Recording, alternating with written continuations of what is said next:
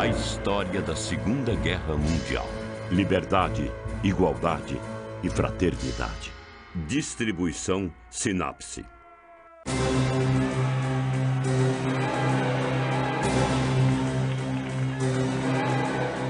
Com a promessa do verão, a Segunda Guerra Mundial entrou em uma fase muito positiva para os aliados em 1944. Após o sucesso no norte da África, na parte final de 1942, e a invasão da Sicília, e os desembarques em Salerno em 43, seguidos pelos desembarques em Anzio em janeiro de 44, as forças alemãs estavam definitivamente perdendo seu domínio italiano. Os russos tornavam-se mais poderosos no leste, avançando ainda mais para a Alemanha desde a rendição das tropas de Hitler em Stalingrado no início de 1943. Até no sudeste da Ásia, a batalha aliada contra os japoneses, parte do eixo do mal de Adolf Hitler, ganhava impulso diariamente.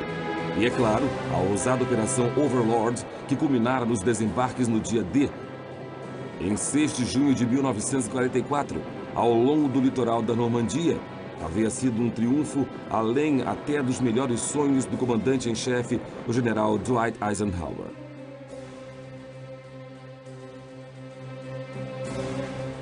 Notavelmente, Eisenhower jamais prestara serviço ativo, mas era um administrador soberbo, que era grandemente admirado por todos os homens que comandava, especialmente por causa de sua personalidade agradável e afável.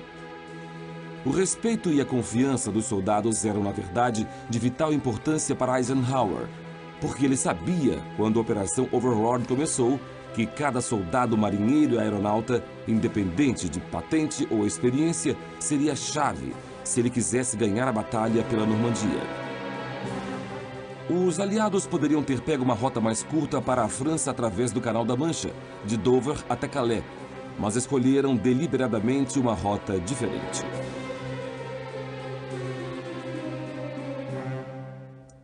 Na verdade, era exatamente isso que Hitler e seus generais estavam prevendo, e os aliados fizeram tudo o que podiam para convencer o inimigo de que esse era realmente o caso. O segredo era primordial, porque o elemento surpresa era absolutamente vital se a Operação Overlord quisesse ter alguma chance de ser bem-sucedida. E para cada voo de reconhecimento sobre a Normandia, 2 eram realizados sobre o Pas de Calais. Uma campanha orquestrada, a Operação Fortitude, foi instigada a manter os alemães acreditando que a invasão visaria Calais, e os eventos logo provaram que ela serviu a seu propósito.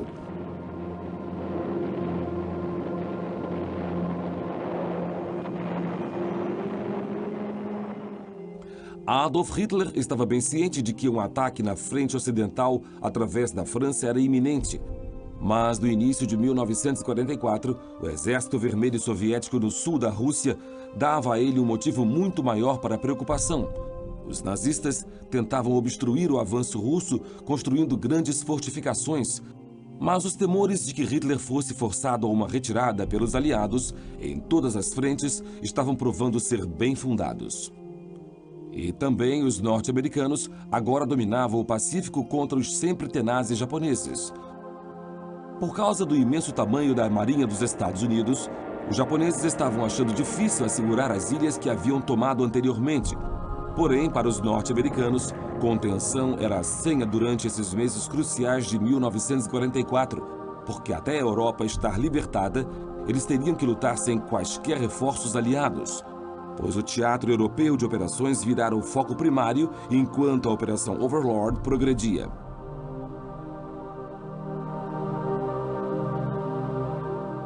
No dia D, 5 praias de desembarque haviam sido selecionadas entre Cherbourg e Caen, com soldados norte-americanos tomando as 2 praias mais a oeste, com nomes de código Utah e Omaha, enquanto o alvo de britânicos e canadenses eram as praias de Gold, Juno e Sword a leste.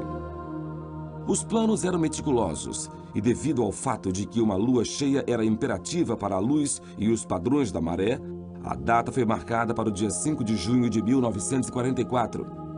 Mas quando o tempo ficou inesperadamente tempestuoso, Eisenhower tinha uma grande decisão a tomar. As únicas opções eram ou adiar até o dia 6 de junho, quando o tempo estaria um pouco melhor, ou esperar 2 semanas até a próxima lua cheia. Uma espera de uma quinzena apresentaria enormes problemas logísticos se eles quisessem que os planos de invasão fossem mantidos em segredo. Como os milhares de homens a bordo de seus navios e prontos para lutar seriam desembarcados com segurança e, mais importante, onde?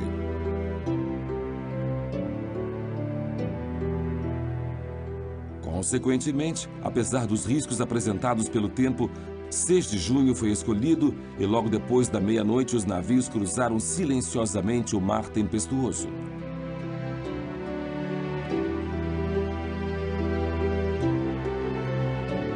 Os desembarques em Utah e Omaha diferiram grandemente. Na praia Utah, um bombardeio prévio do assalto aéreo, apoiado pelo fogo de artilharia de couraçados, cruzadores e destroyers, ajudaram a limpar a área de desembarque. O tempo terrível também fez a sua parte, ajudando surpreendentemente os aliados, porque muitos dos barcos torpedos alemães, designados para patrulhar o litoral de Cherbourg, voltaram ao porto. As tempestades também fizeram uma das divisões norte-americanas desembarcar pelo menos 1,5 km fora do curso, que, para a sorte dela, era uma extensão de praia que estava virtualmente desguarnecida, e ela rapidamente ocupou a área, quase que sem oposição. Em Omaha, os soldados norte-americanos também encontravam problemas com a navegação devido ao tempo, mas os seus desembarques não foram nem um pouco afortunados. Por contraste, eles ficaram cara a cara com a altamente experiente 352ª Divisão de Infantaria Alemã em exercício na área, e as baixas norte-americanas foram devastadoras. O ponto privilegiado alemão, no alto dos rochedos, significou a morte de muitos soldados norte-americanos enquanto eles andavam pela água, antes até de conseguirem chegar à praia. Mas, finalmente, apesar dessas perdas, Omaha foi conquistada.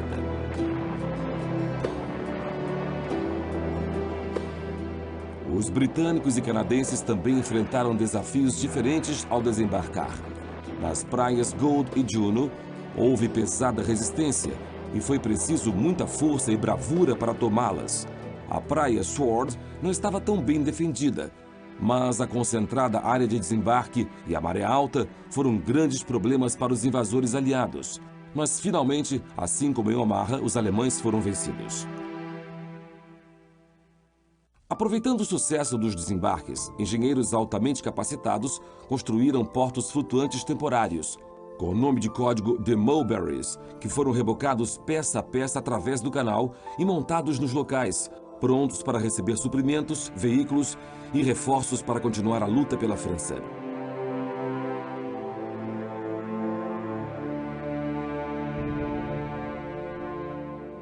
Nas semanas seguintes ao dia D, a força de invasão aliada fez rápido progresso, libertando o povo da França literalmente cidade por cidade.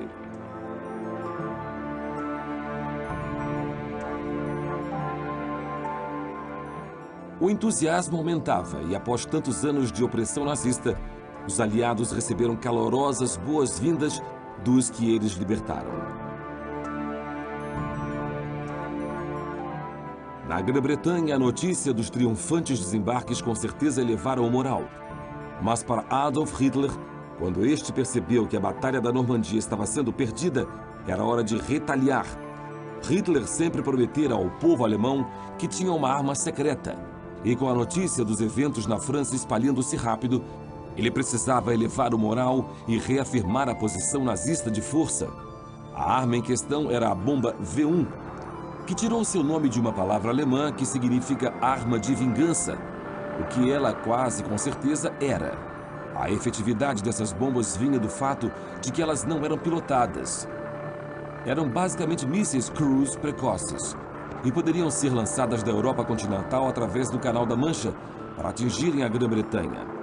Após serem lançadas, a precisa tecnologia de piloto automático rastrearia com precisão a área-alvo onde elas deveriam ser detonadas, e o dano que as bombas poderiam causar era terrível.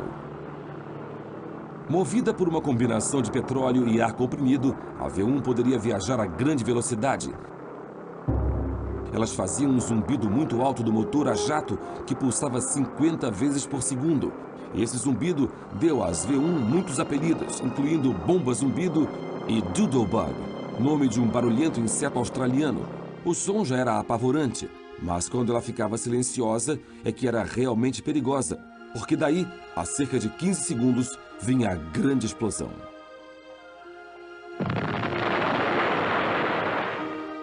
Porém, para Hitler e os desenvolvedores alemães da V1, havia uma grande desvantagem. Não havia como eles terem certeza se as bombas iriam atingir os alvos ou não.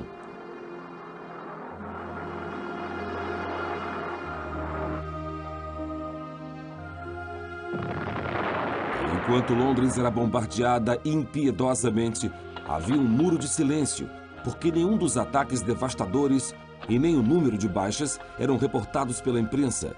E grande cuidado foi tomado para assegurar que a notícia do sucesso das V1 não chegasse à Alemanha.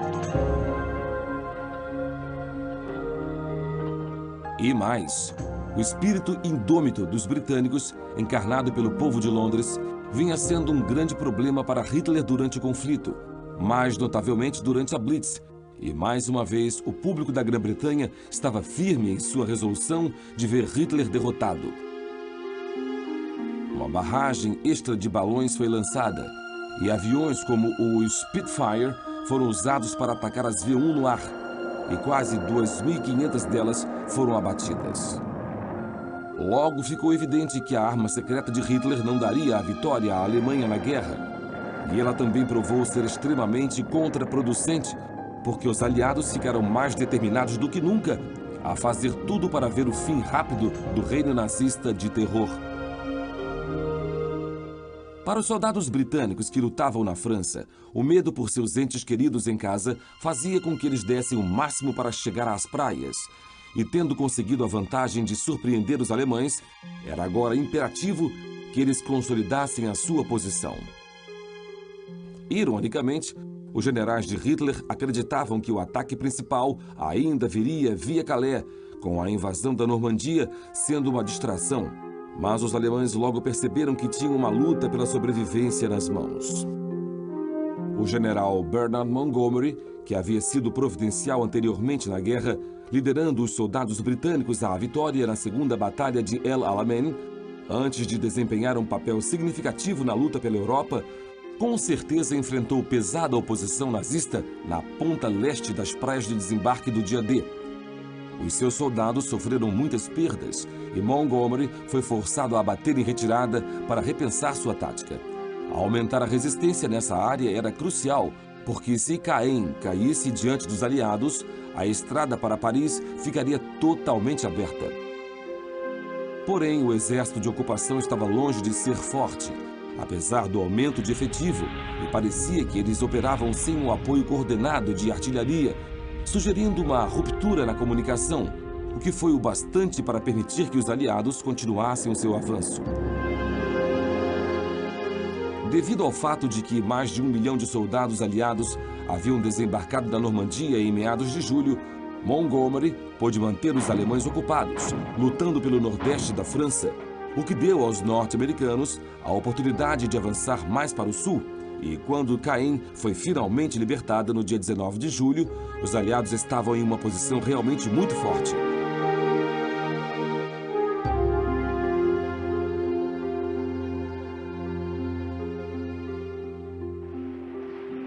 Com um estratégico movimento de pinça, os aliados prontamente cercaram os alemães, e os nazistas puderam fazer muito pouco para manter o seu território francês ocupado.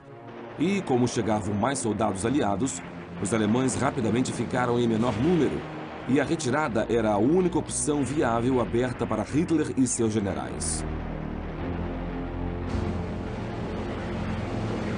E, para piorar as coisas para Hitler, a situação na frente oriental estava ficando mais difícil para os alemães, enquanto a Operação Bagration ganhava impulso.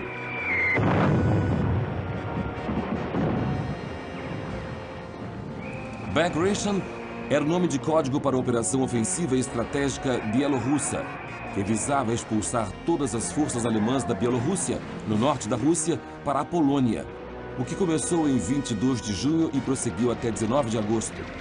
Havia 4 exércitos apostos para realizar esta tarefa, que eram a Primeira Frente Báltica e as Primeira, Segunda e Terceira Frentes Bielorrussas. Esta missão, que mais tarde foi descrita como a mais calamitosa derrota de todas as forças armadas alemãs na Segunda Guerra Mundial, resultou na destruição completa dos 3 maiores componentes do grupo de exército alemão em ocupação, que eram o 4º Exército, o 3º Exército Panzer e o 9º Exército.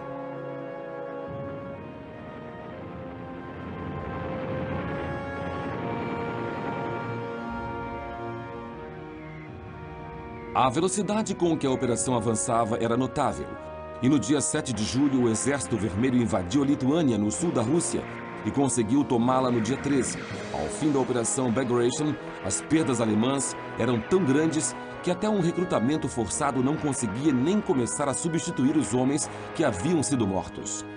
O eixo perdeu cerca de 20 divisões ao todo, e 50 mil alemães foram capturados e feitos prisioneiros na cidade de Minsk, que era a última grande base alemã em solo soviético, libertada em 3 de julho. Quando o Exército Vermelho viu a devastação das cidades, onde em imensas quantidades as pessoas haviam sido mortas ou deportadas sob o controle brutal dos nazistas, fizeram os alemães cativos marcharem pelo centro de Moscou antes de seguirem para a Polônia.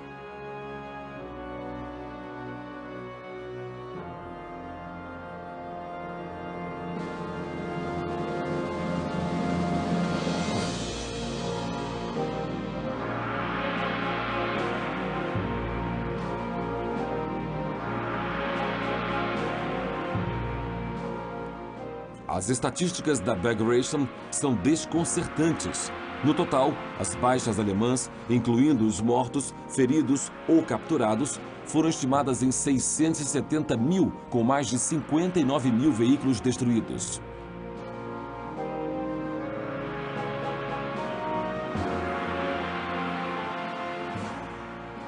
Porém, os soviéticos pagaram um preço muito alto, com cerca de 60 mil homens mortos.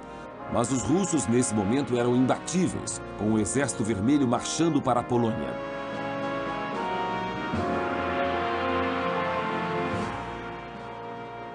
Porém, com o exército interno polonês já combatendo os alemães no levante de Varsóvia, eles esperaram em vez de adentrarem a capital da nação.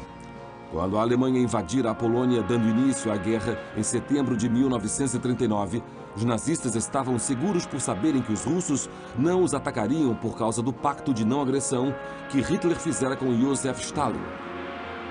Em troca, Hitler concordara que os russos dividiriam a Polônia com a Alemanha. Então, consequentemente, os nacionalistas poloneses estavam ávidos para cuidar de seus próprios assuntos. O levante de Varsóvia começou no dia 1º de agosto de 44, apenas alguns dias antes da chegada do Exército Vermelho, com os poloneses ávidos para triunfar sobre seus opressores alemães. Tristemente, eles simplesmente não tiveram força e os alemães lutaram duramente para manter sua posição.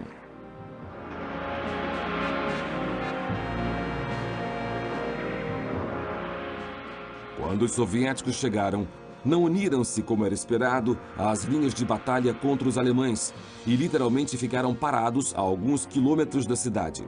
O levante continuou por 63 dias e a súbita parada do Exército Vermelho é um assunto controverso que os historiadores ainda discutem até hoje.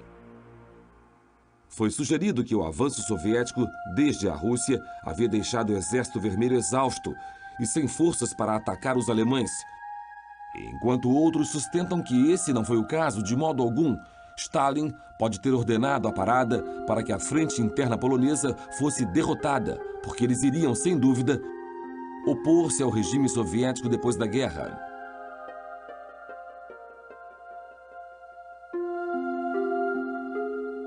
Os soviéticos alegaram que foi a falta de combustível depois da Operação Bagration que os fez parar perto de Varsóvia, mas é improvável que um dia saibamos com certeza.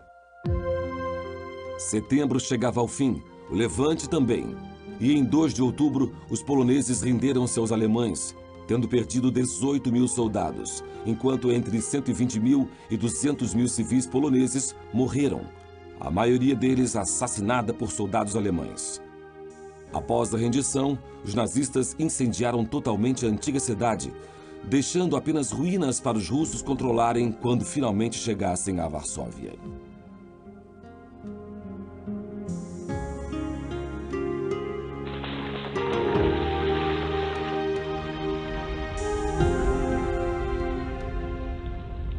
Com os poderosos aliados russos avançando do leste e os soldados norte-americanos, britânicos e canadenses ganhando impulso na Europa Ocidental, os generais alemães sabiam que estavam em uma posição muito perigosa. O comportamento de Hitler ficou ainda mais irracional e foi até sugerido que ele estava sofrendo com o início do mal de Parkinson. Os aliados estavam lenta, mas certamente ganhando a guerra. Mas não eram apenas os seus inimigos que Hitler tinha que temer, porque no dia 20 de julho de 1944, houve uma tentativa de assassinato vinda de dentro das fileiras de seu exército. E pior, ela quase foi bem sucedida.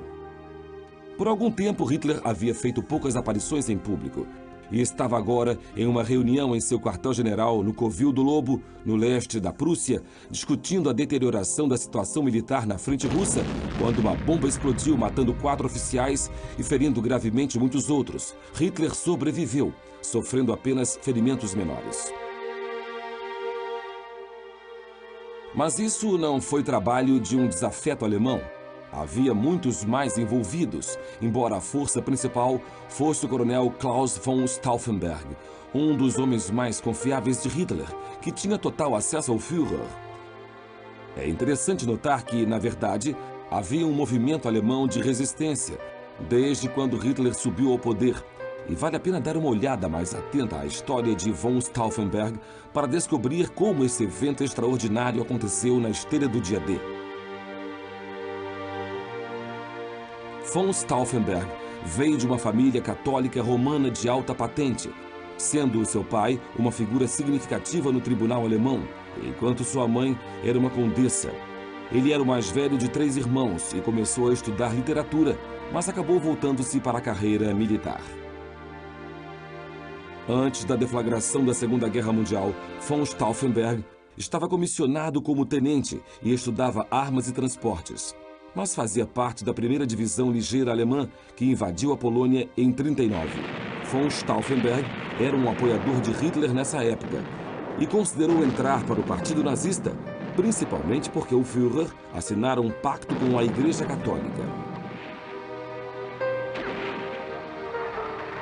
Porém, como tantos outros tratados de Hitler, não demorou para que houvesse sérias violações e a Igreja Católica começou a condenar a ideologia nazista. A supressão da religião começou a aumentar dentro do regime nazista, mas foram as pessoas de fé judaica que rapidamente viraram os alvos de Hitler. Foi o bárbaro tratamento nazista aos judeus que primeiro fizeram von Stauffenberg questionar a sua lealdade a Hitler, principalmente depois de um evento que aconteceu entre os dias 9 e 10 de novembro de 1938, conhecido na história como Kristallnacht, que literalmente quer dizer Noite de Cristal. Esse ataque aos judeus foi um aviso ao mundo do que estava para vir.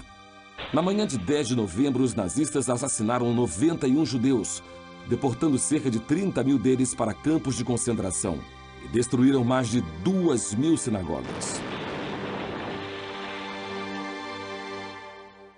O antissemitismo era agora uma parte inerente da ideologia nazista, abastecida pelo ódio fanático que Hitler tinha dos judeus, a quem ele culpava pelo declínio econômico da Alemanha desde a perda da Primeira Guerra Mundial.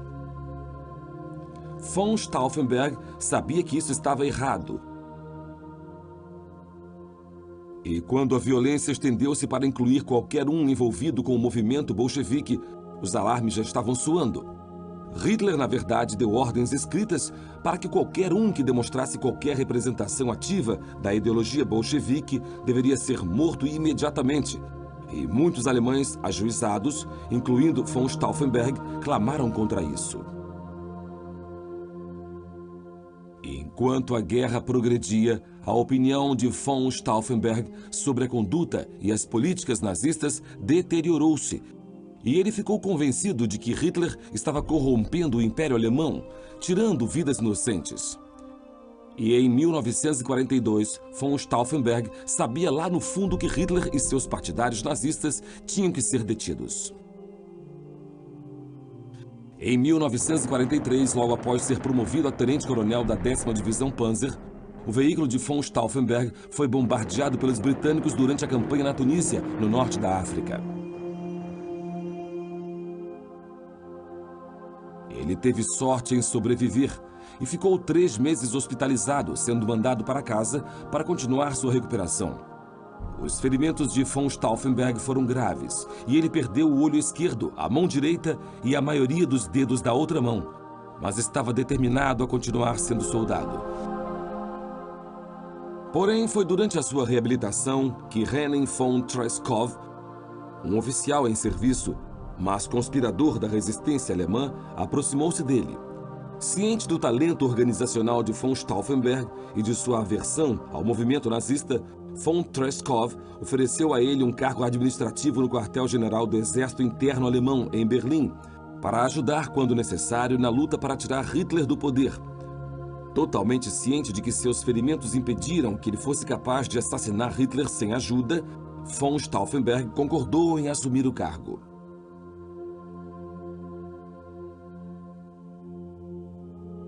Von Treschow estava convencido de que só a morte de Adolf Hitler impediria a tirania nazista. E enquanto os aliados faziam a sua parte, avançando em direção à Alemanha, a resistência preparou-se para fazer o seu dever.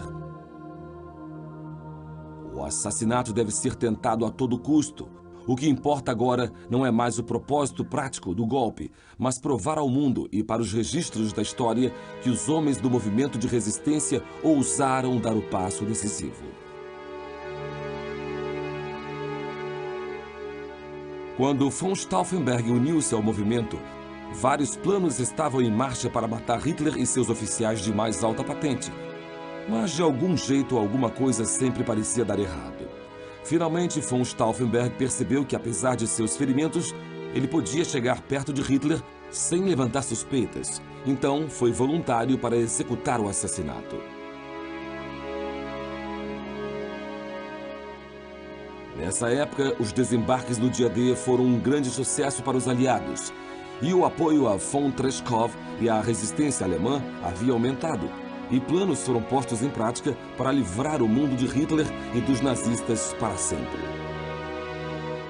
Em 11 de julho de 1944, von Stauffenberg compareceu a uma reunião em Berghof, o refúgio campestre de Hitler nos Alpes bávaros, perto de Berchtesgaden, levando uma bomba em uma maleta. Um colega esperava nervosamente em um carro de fuga que von Stauffenberg completasse o assassinato de Hitler, junto com os de Heinrich Himmler e Hermann Göring, mas, de novo, isso não aconteceria. Quando von Stauffenberg chegou, percebeu que Himmler e Göring não estavam presentes. E após um telefonema para os seus colegas conspiradores, foi tomada a decisão de abortar a missão e von Stauffenberg voltou para Berlim para tentar de novo em um outro dia. Os conspiradores não perderam tempo para remarcar, e no dia 15 de julho, von Stauffenberg estava pronto de novo com sua bomba no quartel-general de Hitler, no leste da Prússia. A sorte, de novo, falhou em sorrir para von Stauffenberg, porque Himmler estava ausente da reunião, e outra tentativa de assassinato foi abortada.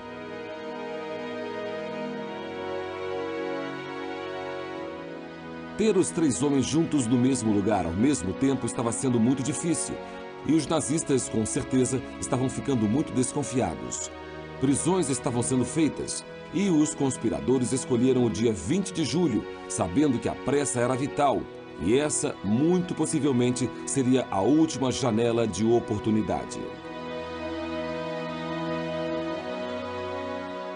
Na manhã do dia 20, von Stauffenberg viajou de Berlim para o quartel-general de Hitler no Covil do Lobo, no leste da Prússia, armado com 2 bombas em uma maleta, onde entrou na sala de reunião conforme planejado, antes da chegada do Führer. Dando a desculpa de trocar de camisa, ele achou uma pequena sala para ativar os detonadores do tipo lápis, usando pequenos alicates. Sem a mão direita e com apenas 3 dedos na esquerda, esse trabalho complicado estava longe de ser fácil. E quando um guarda bateu à porta da sala para apressá-lo para a reunião, ele só conseguira ativar uma das bombas. Nada mais podia ser feito. Von Stauffenberg só podia esperar que essa única bomba resolvesse. E logo depois do meio-dia, von Stauffenberg botou a maleta embaixo da mesa à sua frente. E assim que pôde, com Hitler em posição, ele deixou a sala, dando a desculpa de um telefonema urgente, e esperou a explosão. Mas alguém que chegara tarde para a reunião sentou no lugar em que von Stauffenberg estava e, sem querer, chutou a maleta alguns centímetros vitais para a frente, tirando-a de posição.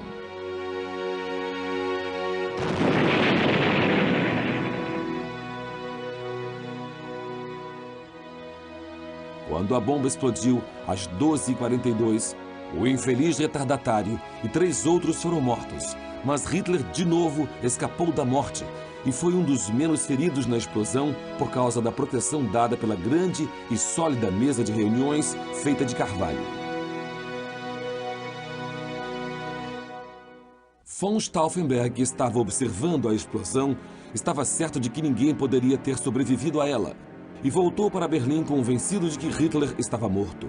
Animado, von Stauffenberg encontrou-se com seus colegas conspiradores, pronto para tomar o poder na Alemanha. Porém, às 7 horas daquela noite, a alegria virou desespero quando Hitler fez uma transmissão de rádio dizendo: uma facção muito pequena de oficiais ambiciosos e inescrupulosos e, ao mesmo tempo, criminosamente idiotas, tentou um plano para atirar-me.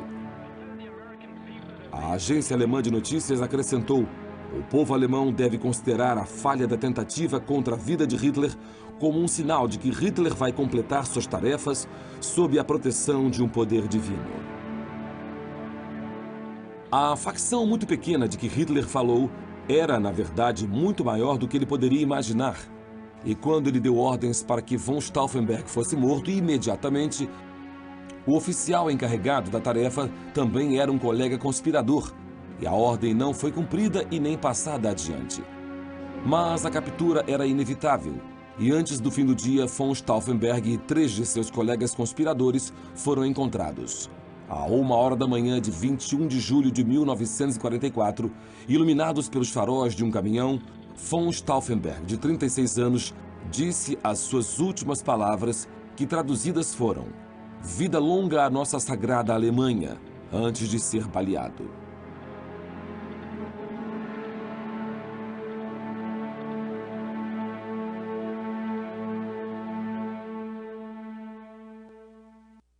O irmão de von Stauffenberg, Berthold, junto com mais de 200 outros conspiradores, foram julgados e condenados à execução. Feines Früchtchen. Ja, feines Früchtchen. Die haben gewartet, bis wir die Dienstverpflichteten. Na, wo sind sie hingegangen? Chemische Erzeugung, haben keine Ahnung von Chemie. Werden Sie lieber eine Knarre in die Hand genommen, wäre ich auf dumme Gedanken gekommen. Aber natürlich, die haben ja bestätigt, dass die KV sind. Also, und werden die hier nicht unverschämt. 8 dessas sentenças, incluindo a de Berthold, foram de morte por estrangulamento, usando cordas de piano penduradas em ganchos de carne. Essas mortes horríveis foram filmadas e exibidas para os membros graduados das Forças Armadas Alemãs para desencorajar quaisquer outras tentativas de assassinato, porque Hitler ficou mais paranoico e perigoso quando a perspectiva da Alemanha perder a guerra virou uma questão de quando, em vez de se.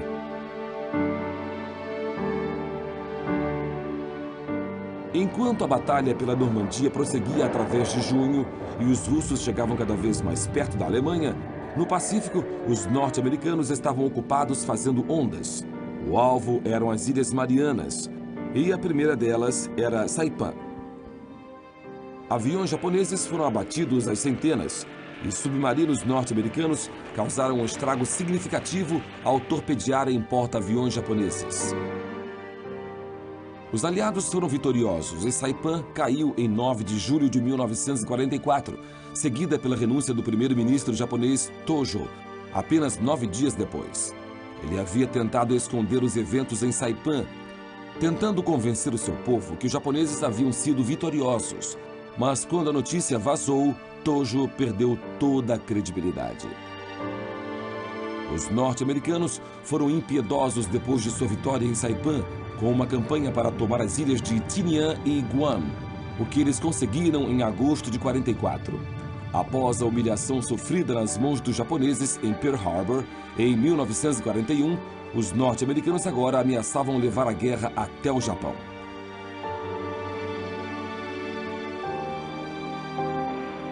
E enquanto o verão de 1944 continuava na frente europeia, os norte-americanos também eram mantidos extremamente ocupados, porque a saída da cabeça de ponte ganhava ritmo depois da libertação de Caen. Era hora dos aliados trabalharem bem próximos agora, e Montgomery esperava que Eisenhower fizesse dele comandante das forças de infantaria na Europa. Mas como os generais norte-americanos Omar Bradley e George Patton foram chaves na libertação da França, assim como Montgomery, isso provavelmente seria impraticável. Havia antagonismo entre os generais norte-americanos e Montgomery desde o avanço aliado à Sicília, e Eisenhower sabia muito bem que seus compatriotas jamais aceitariam que Monty os comandasse. E também havia agora um número proporcionalmente alto de soldados norte-americanos lutando na Normandia. Então, logicamente, um norte-americano com responsabilidade de liderança geral faria mais sentido. A solução óbvia foi o próprio Eisenhower assumir o cargo. E, para acalmar Montgomery, o primeiro-ministro Winston Churchill o promoveu ao posto de marechal de campo. Para Montgomery, a próxima tarefa era a chamada Operação Goodwood, iniciada em 18 de julho, e seu objetivo era minimizar a resistência alemã à Operação Cobra, que era retirar a maior parte das forças norte-americanas da cabeça de ponte e cercar os alemães, criando a área Falaise.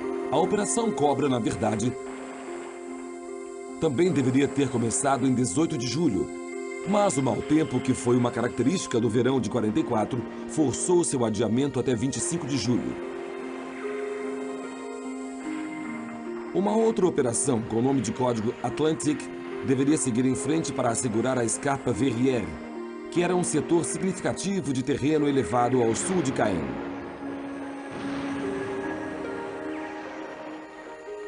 Tomar esse terreno elevado não apenas garantiria uma grande posição defensiva, como também abriria o caminho para a cidade de Falaise, aonde estava sendo muito difícil chegar com a pesada ocupação alemã dessa escarpa estratégica.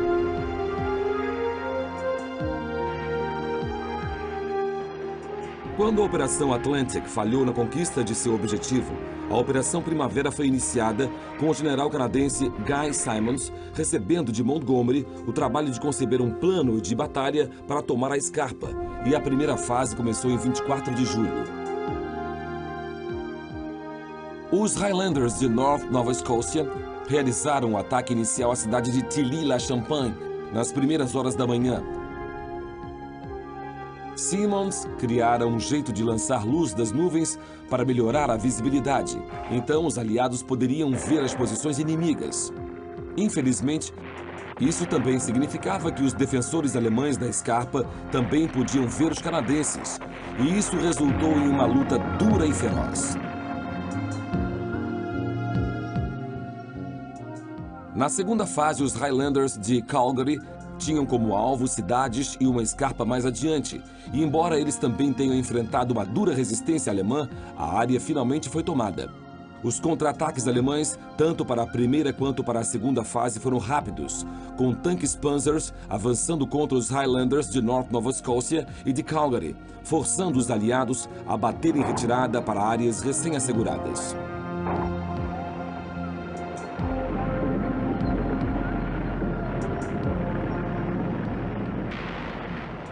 Os Black Watch entraram então na terceira fase, visando a cidade de Saint Martin, antes de seguirem para tomar a escarpa Verrières. Durante o dia D e nas semanas seguintes, o mau tempo trabalhara em favor dos aliados, convencendo os generais de Hitler que a invasão não se daria até as condições melhorarem. Mas não foi esse o caso na hora da Operação Primavera. Os alemães enviaram a sua 9ª Divisão SS Panzer para a área assim que receberam a notícia da Operação Primavera. Um adiamento devido ao mau tempo deu tempo ao exército alemão para reforçar a escarpa com mais 4 batalhões de homens. Os canadenses sofreram perdas terríveis.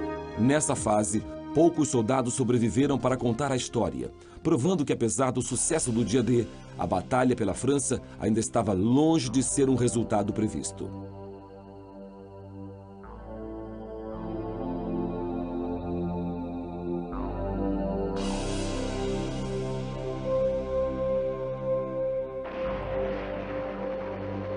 Somente no início de agosto, essa área em torno de Caen finalmente seria assegurada. Porém, embora a saída estivesse acontecendo lentamente, os aliados estavam fazendo progresso. E em 15 de agosto, a Operação Dragão foi iniciada, quando os aliados prepararam-se para fazer um desembarque anfíbio nas cidades de Toulon e Cannes, no sul da França.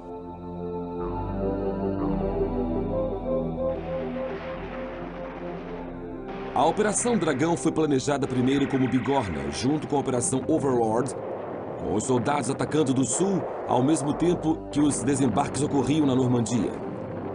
A cooperação entre norte-americanos e britânicos fora crucial, mas nem sempre harmoniosa durante 1944, e a Operação Bigorna havia causado uma certa divisão.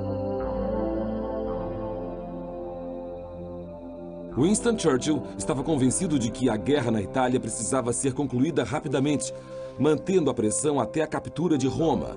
Mas a decisão para iniciar os planos de invasão pela França fora tomada, e a Operação Overlord escolhida.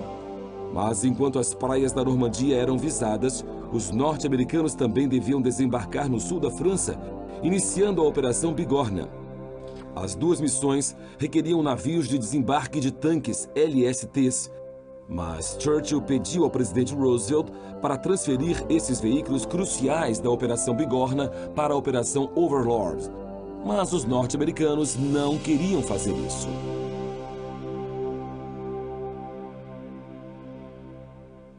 Essa rusga continuou por certo tempo, até que um ensaio para desembarcar homens e maquinaria nas praias britânicas, similares às 5 escolhidas para os desembarques na Normandia, teve um resultado desastroso.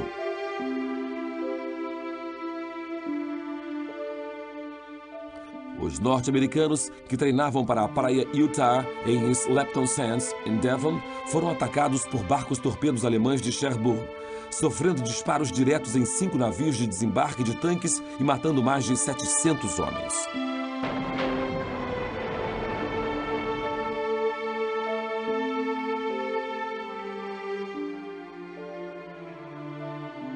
Era impossível substituir os navios de desembarque de tanques tão perto do dia D, e a Operação Bigorna foi adiada.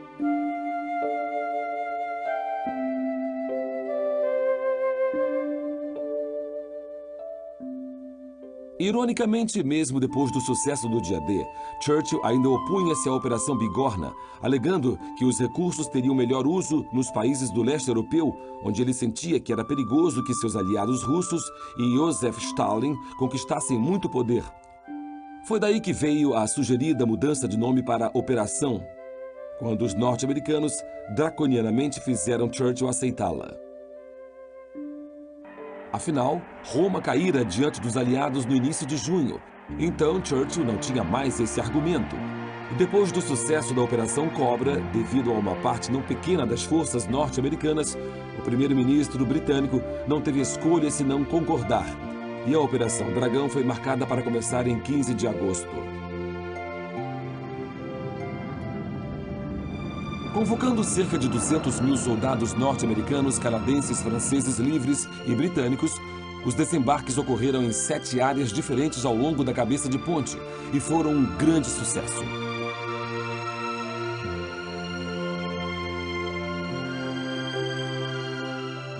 No segundo dia, mais de 94 mil soldados chegaram à costa. E como muitos soldados alemães haviam sido mandados para lutar no norte da França, a Operação Dragão encontrou pouca oposição.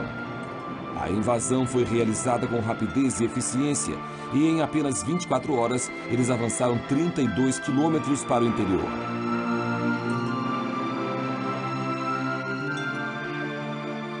Para a resistência francesa, essa era uma notícia excepcionalmente boa. E para os que lutavam nas ruas da capital da nação, a esperança de uma libertação rápida de Paris ganhava força. A resistência francesa nasceu quando o regime de Vichy foi instalado, quando Hitler invadiu a França em 1940 e rapidamente cresceu e ficou mais organizada enquanto a ocupação alemã progredia.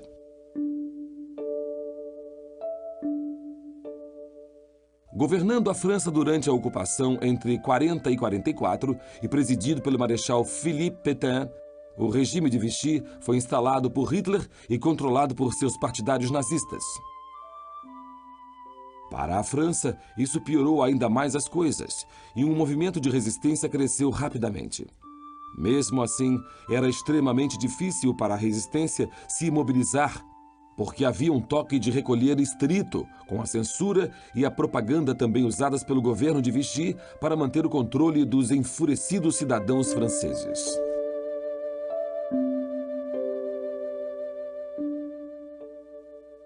E também qualquer um suspeito de fazer parte da resistência era tratado com grande brutalidade. E em 1943 foi montada a milícia, que era o equivalente do governo de Vichy à Gestapo nazista. A milícia foi responsável por matar milhares de seus companheiros franceses durante o reinado de terror de Hitler.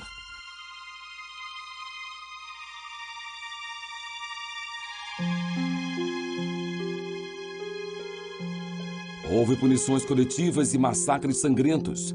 E mesmo no final de junho de 1944, com a libertação em vista, as mortes continuavam. Em uma cidadezinha onde suspeitara da presença da resistência, uma divisão da SS alemã matou todos os 642 habitantes, de bebês a idosos com mais de 90 anos. Os homens foram cercados e metralhados, enquanto mulheres e crianças morreram queimadas na igreja da cidade. Mas, ao amanhecer do dia 6 de junho, a resistência francesa podia gabar-se de um exército de cerca de 100 mil componentes. E eles estavam prontos, ávidos e mais do que capazes para preparar o caminho para ajudar os aliados na Operação Overlord. A inteligência militar que eles forneceram foi valiosa. E quando foi necessário realizar atos de sabotagem das linhas de energia, transporte e comunicações alemãs, eles foram extremamente eficientes.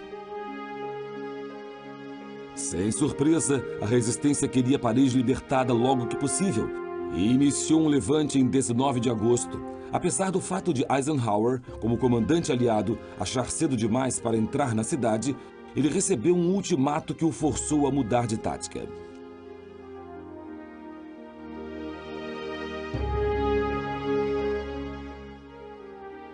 Charles de Gaulle, que liderava os franceses livres com a 2ª Divisão Blindada, ameaçou enviar seu exército sozinho se precisasse para ajudar o levante e para evitar o que aconteceu quando os russos falharam ao interferir no levante de Varsóvia.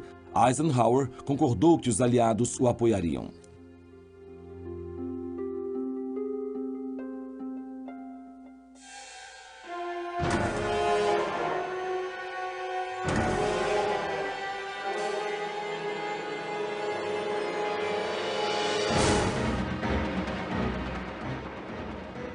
Os franceses livres lutaram ferozmente em sua batalha por Paris. E em 16 de agosto, a polícia, os funcionários do metrô de Paris e dos Correios, todos entraram em greve. No dia 20 de agosto, o levante estava com força total, com barricadas e trincheiras aparecendo por toda parte. Homens, mulheres e crianças ajudavam a carregar materiais em carrinhos de madeira para a resistência. E o espírito de patriotismo crescia.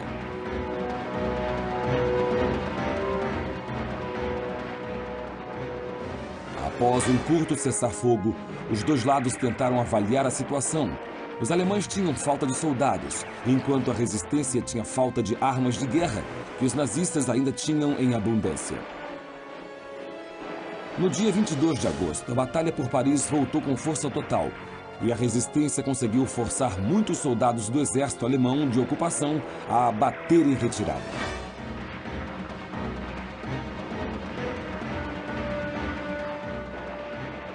Enfurecido com isso, Hitler exigiu que o máximo de estrago fosse feito na cidade.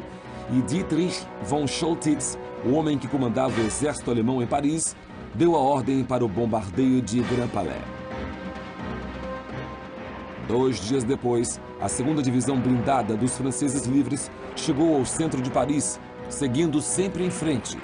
E o general Pierre Biot, comandante da 1ª Brigada Blindada Francesa, apelou para o senso de decência de von Choltitz, com uma observação em palavras simples.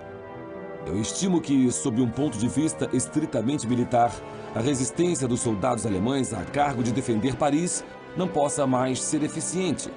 Para evitar qualquer banho de sangue inútil, cabe ao senhor botar um fim a toda resistência imediatamente. Hitler deu repetidas ordens para não haver rendição sob circunstância alguma e foi citado como dizendo que a capital francesa não deve cair nas mãos do inimigo, a não ser sob totais escombros. Von Choltitz tomou a imensamente difícil e corajosa decisão de desobedecer essa ordem ameaçadora e permitiu que Paris fosse tomada de volta intacta pelos franceses livres. Triunfalmente, Charles de Gaulle fez um discurso emocionante e extremamente patriótico ao recém-liberto povo da França, deixando o mundo todo saber que nós, que vivemos as maiores horas da nossa história, não temos mais nada a desejar do que nos mostrarmos, até o fim, dignos da França. Vida longa à França! De Gaulle foi indicado presidente do governo provisório da República Francesa, que imediatamente subiu ao poder.